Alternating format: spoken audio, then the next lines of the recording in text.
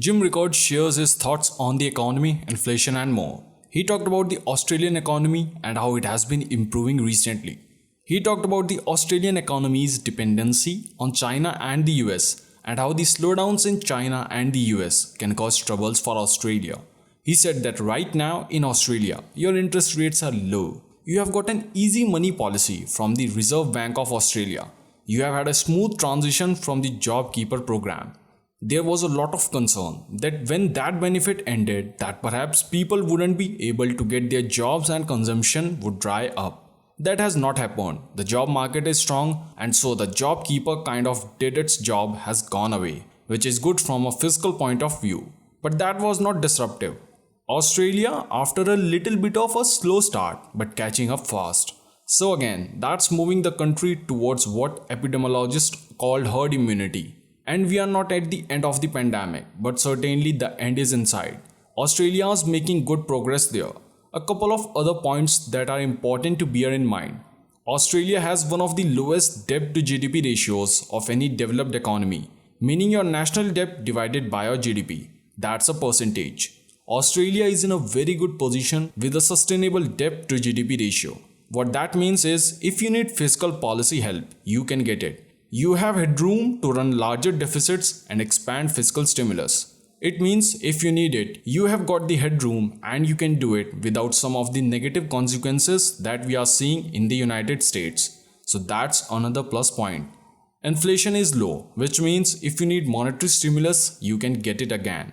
In the US, inflation's running out of control. Central banks have to rein it in. They can't provide easy money forever. They can do it for short periods of time. But if inflation is on the horizon, you might have to rein in your monetary policy again. That's not the case in Australia. Inflation is very well behaved and you have room for monetary stimulus if you need it despite the kind of de facto trade war between China and Australia. China is acting like a bully, cutting off certain inputs from Australia, most famously wine. But the fact is, Australia has what China desperately needs, coal and iron ore. So maybe you are not selling as much wine to China, but coal and iron ore exports from Australia to China are running close to all-time highs. China is stimulating its economy the way they always do, which is with debt and construction. They are very good at building things that whether they need everything. They are building whether they are wasting that debt on white elephant projects or train stations with 128 escalators that are mostly empty. Who knows, but they are doing it. That's how they drive ahead because they don't really have a consumption driven economy. They have to have an investment driven economy and the investments wasted, that's a problem for another day. But in the meantime, keep the steel mills going, keep the electric generators running, and they do that with coal and iron ore from Australia. So that's another strength. So on the whole strong, grave growth should continue. The central bank has said they are going to continue the QE for a while longer. They have not set a deadline when they'll cut it off, so-called tapering, but at least through September, possibly later. You have got room for larger deficits and you are going to have some tax relief. Australia is just kind of hitting on all cylinders right now.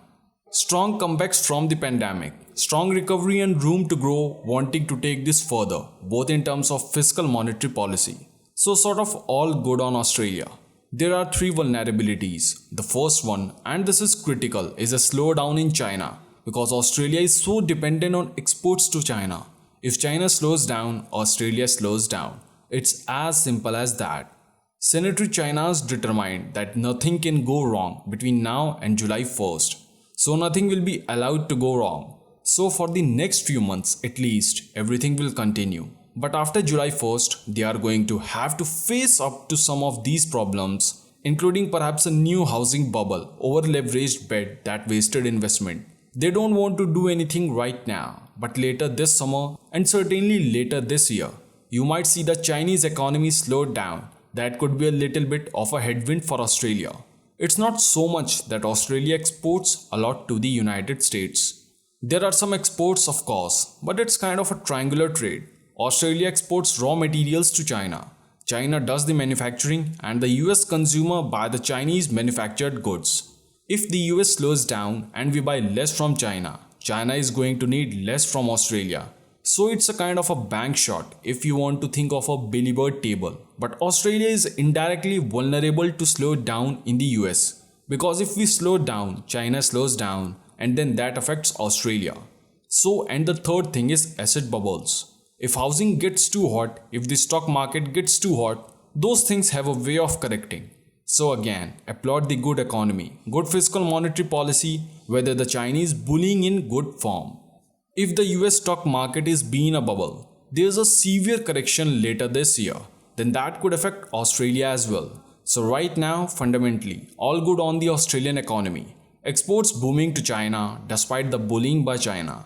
Jobs are plentiful. Housing prices are going up. You have room in fiscal monetary policy, but watch out for a Chinese slowdown later this year. A US slowdown later this year and maybe some severe corrections in our stock market that could have a ripple effect on Australia.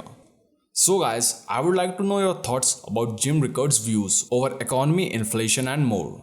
And if you want more such amazing videos, then please like this video, subscribe to this channel and share it with your financial community. I'll catch you in my next amazing video. Till then, have some fun.